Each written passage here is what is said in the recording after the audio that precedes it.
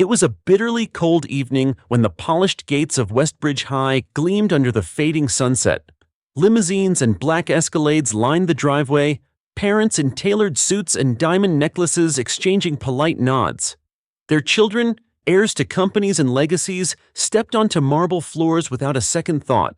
This was a place where money wasn't just power, it was the very air everyone breathed. But somewhere beneath that glittering facade, pushing an old mop bucket down the corridor, was Michael Harris. To most, he was invisible. Just the janitor. Just the man in the faded blue uniform, with sleeves rolled from years of scrubbing someone else's world clean. He was polite, always nodding when spoken to, always stepping aside for students too proud to notice him. And yet, there was something about Michael that unsettled those who bothered to look closer. His back was straight, his eyes sharp, too knowing. He didn't shuffle like a man beaten down by life. He moved with quiet discipline, like someone who once carried authority far greater than a set of keys on his belt. Still, the whispers followed him. He's just a janitor. The boys sneered in leather chairs, probably couldn't do anything else. They laughed because that's what privilege does when it mistakes humility for weakness. What no one at Westbridge High realized was this: behind that uniform was a father, a scholar, a man who had once commanded respect in lecture halls across Europe, but tragedy had dragged him here, to floors reeking of bleach, to the silence of being overlooked. The night they decided to mock him would be the night they learned. Michael Harris was no ordinary janitor. Most people at Westbridge High never bothered to ask what Michael Harris did after he stacked away the mop, peeled off his stained gloves, and locked the janitor's closet. To them, his life ended at the bell, just a man fading into the shadows once the marble floors sparkled again. But beyond those iron gates, after the rich kids sped off in luxury SUVs, Michael's real world began. He would walk 2 blocks through the biting wind, his boots crunching on cracked sidewalks that smelled of wet asphalt and gasoline. His destination wasn't a mansion or a penthouse, it was a modest 3rd-floor apartment with peeling paint. The kind of place landlords ignored because no one with power lived there. Yet inside those worn walls was the reason he breathed, the one light that pulled him forward: his daughter, Sophie Harris. The moment Michael opened the creaky door, Sophie would run from the couch, her small arms wrapping around his legs, her laughter drowning out the day's exhaustion. "Daddy, you're home!" she squealed, and suddenly, the janitor disappeared. In his place stood a father, alive again. After a quick dinner, pasta or rice, whatever the food budget allowed, Michael would clear the table and pull out books, not comic books, not bedtime fairy tales, but textbooks and story collections in Spanish, French, and Mandarin. At 8 years old, Sophie already knew how to count in 3 languages. She could greet someone in Paris, ask for water in Beijing, or recite a poem in Spanish that made her giggle halfway through. Michael's voice would shift with every language, carrying accents so precise it was like the walls themselves traveled across continents. French flowed smooth and elegant, Mandarin struck sharp yet melodic, Spanish rolled like music. Sophie listened, wide-eyed, as if her father had secret portals hidden inside his throat. But what Sophie never saw was the quiet war behind those eyes. Michael had once stood at the front of packed lecture halls in Europe, chalk in hand, dissecting syntax and translation theory. He'd been addressed as Professor Harris, not janitor. Students had filled notebooks with his words. Journals had published his papers. Colleagues had respected his mind. That life ended the night his wife, Laura, collapsed in their kitchen. One aneurysm, one phone call, one brutal twist of fate that left Michael holding a 5-year-old girl with wide, terrified eyes. From that moment, academia meant nothing. Tenure, conferences, published works, none of it mattered when Sophie needed him at home. He sold their house, left the university, and traded lecture halls for corridors lined with teenage sneers. At night, when Sophie finally fell asleep, Michael would sit at the small kitchen table, papers spread across the wood like ghosts of his past. He would scribble notes, draft translations, sometimes revisit old research. But more often than not, exhaustion won. His pen slipped from his fingers, his head sank onto the table, And the scholar vanished into silence while the janitor carried on. Yet Sophie never knew the cost. To her, he was a magician, a man who could pull entire worlds out of thin air, who could make French sound like silk and Mandarin like music. When her classmates bragged about ski trips or summer homes, Sophie only smiled. She didn't need any of that. She had her father, and in her eyes, that was wealth enough. No one at Westbridge High could have imagined that the same man sweeping up spilled soda from their cafeteria had once spoken at international conferences. No one cared. But in that small apartment, Sophie cared. She believed every word, every lesson, every bedtime story. And that belief, the fierce, unwavering love of a daughter, was the fuel that kept Michael Harris alive. The world may have stripped away his title, his respect, and his place among scholars. But each night, as Sophie drifted off with whispers of French verbs and Spanish rhymes in her ears, Michael reclaimed a piece of himself. He wasn't just a janitor. He was a father building an empire of knowledge for one little girl. And though no one else could see it yet, that empire would one day shake the very halls that mocked him. The lounge at Westbridge High smelled of cologne and arrogance that night. Leather chairs creaked under the weight of privilege. Designer sneakers dangled over polished tables, and laughter bounced off the paneled walls. It was the kingdom of the untouchable, sons of CEOs, heirs of dynasties, boys who believed the world bent for their amusement. At the center of it all was Ethan Parker, golden-haired, perfectly groomed, and fueled by a father whose name could open doors in every boardroom from New York to Los Angeles. Ethan didn't just walk into a room, he owned it. And tonight, he was bored. His eyes flicked toward the door just as Michael Harris pushed in with his mop bucket. The janitor moved quietly, as always, careful not to disturb the royal court of teenagers who believed they ruled the school. But Ethan's smirk spread like fire. He leaned back in his chair, spinning a silver pen between his fingers. Well, Ethan drawled, loud enough for every boy to hear. Look who decided to crash the party. Our very own mop man. The others chuckled, already sensing blood in the water. One boy whistled, another muttered, "Here we go." Michael nodded politely, as he always did, intending to pass through unnoticed. But Ethan wasn't finished. He snapped his laptop shut, then opened it again, flipping the screen toward Michael with a theatrical flourish.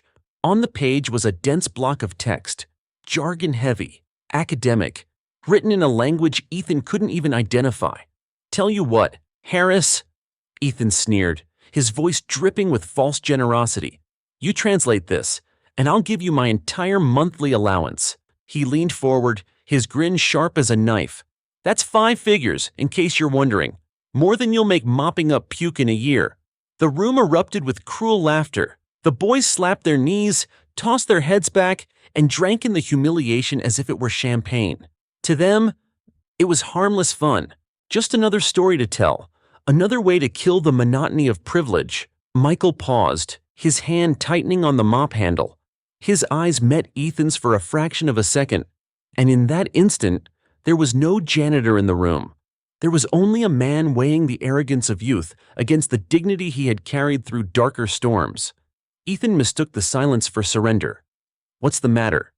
Too hard for you?" He shoved the laptop closer, the glow of the screen reflecting in his smug eyes. "Come on, janitor, prove me wrong." Michael stepped forward, his movements deliberate, almost predatory. The laughter quieted into whispers. He studied the page with the ease of a man revisiting an old friend. Then, in a calm, unhurried voice, he began to speak. The first words flowed in Mandarin, crisp and flawless. Michael's cadence carried the weight of someone who not only understood the characters, but lived inside their meaning. Before the boys could process it, he shifted seamlessly into French, smooth, lyrical, intoxicating, and just as they began to blink in disbelief, he transitioned into German, each syllable carved sharp and perfect, paragraph after paragraph. Michael's voice filled the lounge like a storm. He didn't just translate, he commanded the text. He gave it rhythm, nuance, depth. He made the words breathe. By the time he closed the laptop gently, the room had fallen into stunned silence. The air, once thick with arrogance, now felt heavy with shame. Ethan stared, mouth open, his confidence shattered. You're joking, he stammered. How do you even know all that? Michael straightened, eyes steady, voice calm. Because before I picked up a mop, I taught translation theory at a university overseas. A ripple went through the room. One boy shifted uncomfortably in his seat, another glanced at the floor. The game had ended. For a moment, no one spoke. The leather chairs no longer looked like thrones. The kings of Westbridge High sat exposed, humbled, their laughter choked in their throats, and at the center stood Michael Harris, still in his faded uniform, still holding his mop, but suddenly more powerful than any of them could comprehend. That night, the boys of Westbridge High learned something their father's money had never taught them. Humility could walk into a room wearing a janitor's badge and leave every heir to fortune speechless. The room was thick with laughter, arrogance echoing against paneled walls. Ethan Parker leaned back in his leather chair, his smirk dripping superiority. He shoved the glowing laptop toward Michael Harris, convinced he had cornered the janitor into humiliation. But Michael didn't flinch. He didn't cower. Instead, he stepped forward, his boots clicking softly on the polished floor, a quiet storm building beneath the silence. The boys expected stammering. They expected excuses. They expected the kind of failure that would fuel their jokes for weeks. What they got instead silenced the room in an instant. Michael's eyes scanned the dense block of characters, his jaw set with the calm precision of a surgeon. Then, without a beat of hesitation, he spoke. The first words slid out in Mandarin Chinese, crisp, fluid, flawless. His tone rose and fell with the rhythm of someone who had not just studied the language, but lived inside it. The boys blinked, confused. Some laughed nervously, assuming he was faking. But then came the next line, delivered with perfect cadence, his pronunciation slicing through the air with authority. And just as their disbelief began to settle, Michael shifted. His voice transformed, rolling into French with a smooth, intoxicating elegance. Each syllable fell like silk, his accent so precise it felt Paris itself had stepped into the room. The room's arrogance cracked, Ethan's grin faltered. But Michael wasn't done. Without pause, he pivoted again.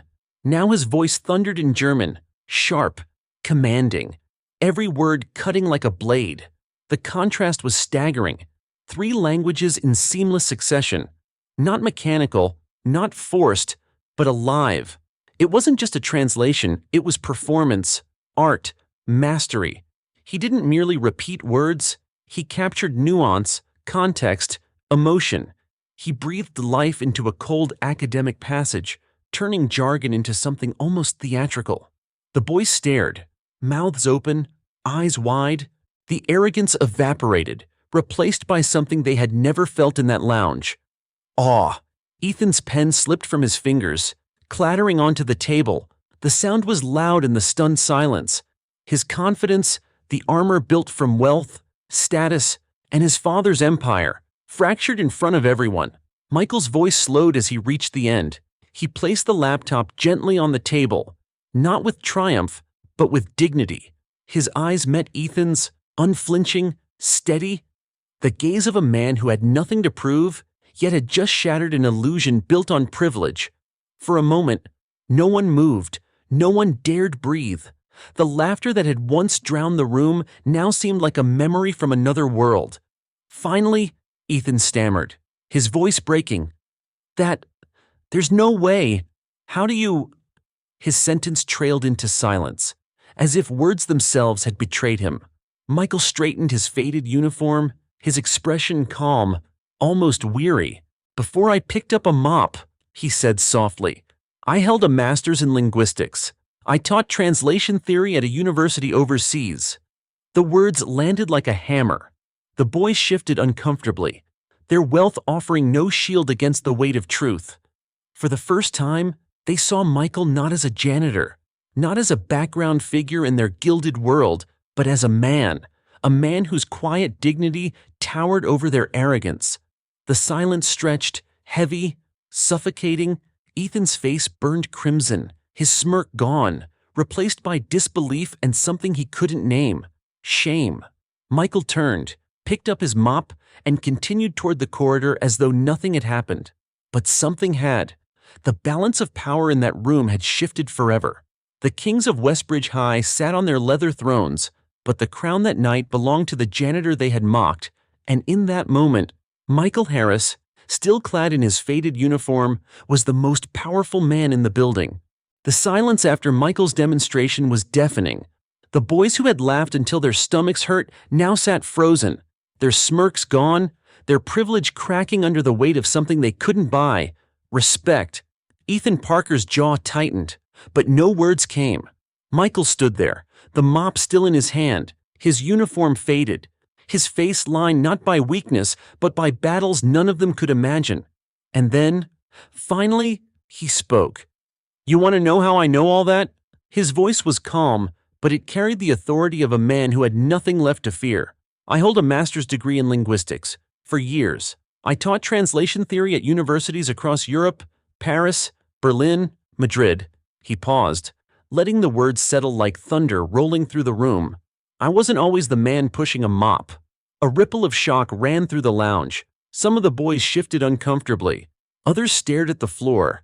The image of just a janitor was shattering in real time. But Michael wasn't finished. He took a deep breath, his eyes softening. "I left it all behind the day my wife, Laura, collapsed in our kitchen. One moment she was laughing, pouring Sophie a glass of milk. The next, she was on the floor.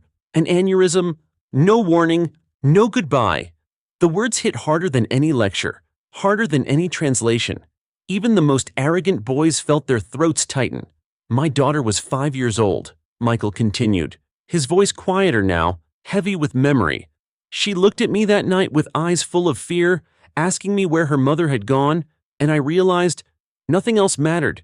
Not tenure, not conferences, not the titles after my name. Sophie needed me." His hand tightened on the mop handle. "Not as a weapon, but as a symbol. So I traded lecture halls for hallways. I took a job that gave me mornings to make her breakfast, afternoons to walk her to school, nights to read her stories until she fell asleep. I chose to be here, invisible to you, because she deserved a father more than the world deserved another scholar." The room had changed. It was no longer a stage for arrogance. It had become a courtroom where Michael's quiet truth delivered the final verdict. Ethan swallowed hard, his face flushed. He wanted to say something, but every word felt small compared to the weight of Michael's confession. The other boys, heirs to fortunes, suddenly seemed like children, safe, untouched by tragedy, oblivious to sacrifice. Michael's eyes swept across the room, not with anger, but with a tired dignity. You think respect comes with money, but respect is born from sacrifice, from love, from surviving the kind of loss that strips you down to your bones and still finding a way to stand. No one laughed. No one dared.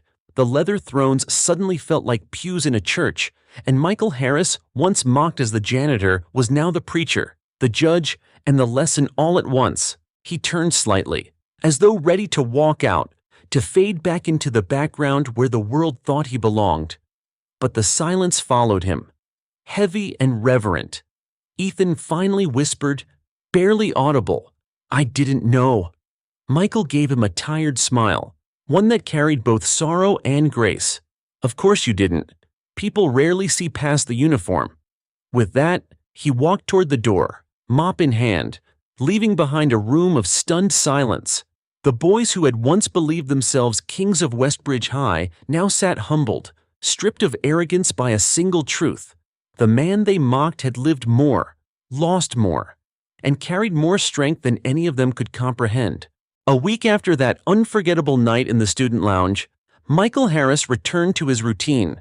The laughter had stopped, the whispers had shifted. Students who once sneered now stepped aside quietly when he passed, but Michael didn't dwell on it. He still pushed the same mop, still scrubbed the same floors.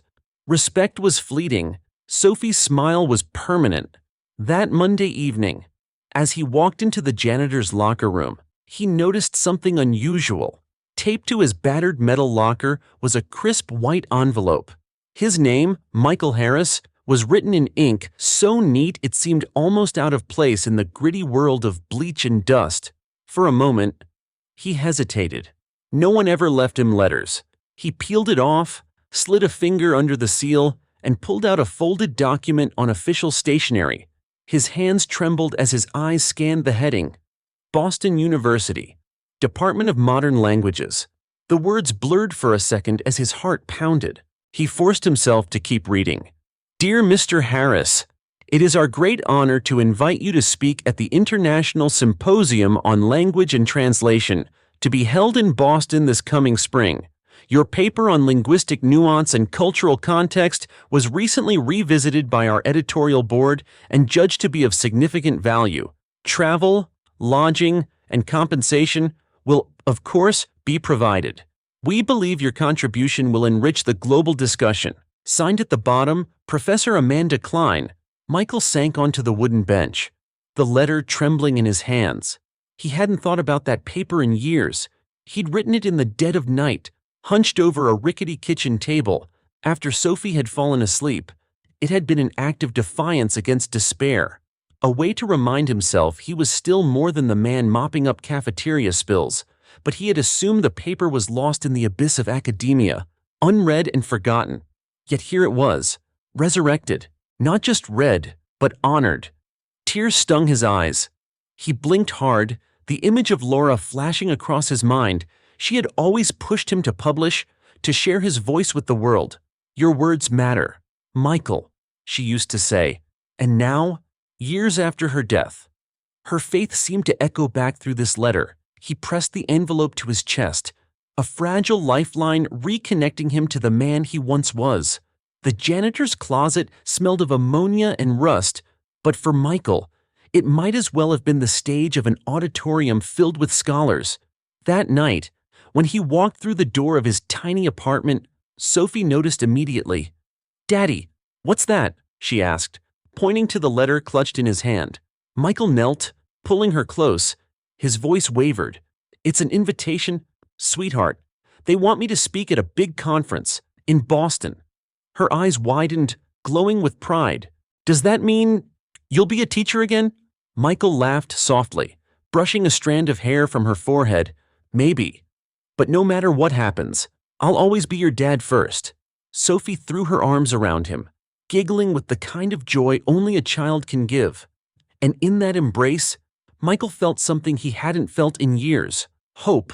He sat later at the kitchen table, the same one where he had once written his forgotten paper. The letter spread out before him. The words glowed under the weak bulb overhead, a reminder that even in obscurity, the seeds he had planted still carried life. Michael Harris, once dismissed as invisible, was being called back into the light, and this time he wouldn't be standing in faded blue. He would be standing as himself. 3 days after Michael Harris discovered the letter from Boston University, something happened that no one at Westbridge High would have believed possible. Ethan Parker, the golden boy, the untouchable heir, the self-proclaimed prince of the school, was waiting for him. Michael had just finished mopping the east hallway when he noticed a shadow lingering by the lockers. For a moment, he assumed it was another student waiting to sneer, another reminder that no matter how well he held his dignity, the world still saw a janitor. But when Ethan stepped forward, there was no smirk, no arrogance. His posture had changed. His eyes, once brimming with entitlement, now held something foreign to him: humility. "Mr. Harris," Ethan began, voice quieter than Michael had ever heard. "Do you have a moment?" Michael straightened, gripping the mop handle. He didn't respond immediately. The last time these words had been spoken, they were dripping with sarcasm. Now they sounded different, heavier, almost hesitant. Ethan took a deep breath, as though swallowing his own pride. I spoke to the principal and the student committee." His voice faltered but pushed on. "We decided to create a scholarship. In your name, the Michael Harris Scholarship Fund, for students who want to study languages, or really anything they're passionate about." Michael froze. For a man used to cleaning up the mess of privilege, this moment felt unreal. Ethan continued, his voice steadier. "I went home that night, and I couldn't sleep. I kept thinking about what you said, about respect. My whole life. I thought respect was something my dad's money bought. That power came from a bank account. His gaze dropped to the floor. But you showed me it comes from something else. From surviving, from giving, from being someone worth listening to. You taught me that in one night more than anyone has in years. Michael's throat tightened, but he said nothing. My dad agreed to match the fund. Ethan added quickly. Every dollar the school raises, he'll double. He said anyone who can humble me deserves to have their name on a legacy. A faint, awkward smile tugged at Ethan's lips. I guess you taught him something too, through me. For the first time, Ethan Parker, the boy who had mocked, ridiculed, and ruled by arrogance, stood before Michael Harris not as a prince, but as a student, almost as a son. Michael finally spoke, his voice quiet but firm. That's generous, Ethan, but money doesn't erase what's been done. I know, Ethan admitted, his voice breaking. And I'm not asking for forgiveness. I want to do something that matters, because you showed me what it looks like. The hallway was silent except for the faint hum of the fluorescent lights above. Michael looked at the boy, really looked at him, not as the arrogant heir of Parker Industries, but as a teenager stumbling towards something bigger than himself. Slowly, Michael extended his hand. Ethan hesitated only a second before grasping it tightly. In that handshake, the balance of power shifted again. It was no longer about teacher and student, or janitor and heir. It was about respect, earned, not bought. When Michael told Sophie that night, her laughter filled the tiny apartment. Daddy, they made a scholarship with your name on it? That means you're famous. Michael chuckled, pulling her into his arms. Maybe. But the only title I've ever wanted is the one you give me every day, Dad. Outside their window, snow began to fall again, silent and steady, and in that quiet storm, Michael Harris realized something extraordinary. The boy who once mocked him had become the first witness to his rebirth. Michael Harris didn't give a speech. He didn't bask in the stunned silence of the boys who once mocked him. He simply extended his hand to Ethan Parker. No grand gestures, no sharp words, just a handshake, quiet, firm, final. It was enough. Later that evening, back in the small apartment where the walls held more love than any mansion could buy, Michael shared the news with Sophie. She was curled on the couch, her favorite blanket wrapped around her shoulders. When he told her about the scholarship and about Ethan's transformation, her eyes widened with wonder, the kind only children can carry. So, Daddy, does this mean you'll be a teacher again? She asked, her voice trembling with excitement. Michael laughed softly, pulling her into his arms. Maybe, he said, brushing a strand of hair from her face. But before I'm anything else, before professor, before scholar, I'll always be your dad. Sophie giggled, burying her face into his chest, as though the world beyond that moment didn't exist. Outside their window, snow began to fall in gentle waves, blanketing the city in silence. For years, Michael had walked through life unseen, just a janitor in a faded uniform, pushing his mop through the corridors of privilege. But now, things were different. The world had glimpsed the man beneath the uniform, a father who chose sacrifice over ambition, a scholar who never stopped being a teacher, a man whose quiet dignity turned mockery into respect. As the snow continued to fall, Michael Harris understood something he hadn't dared to believe. He was no longer invisible. He was a story. He was a lesson.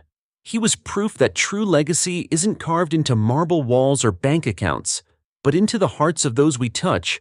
And his legacy, woven from knowledge, humility, and love, had only just begun. Michael Harris's story proves respect is earned through sacrifice, love, and humility. If his journey moved you, don't forget to like, share, and subscribe to our channel for more powerful stories that inspire, challenge, and touch the heart.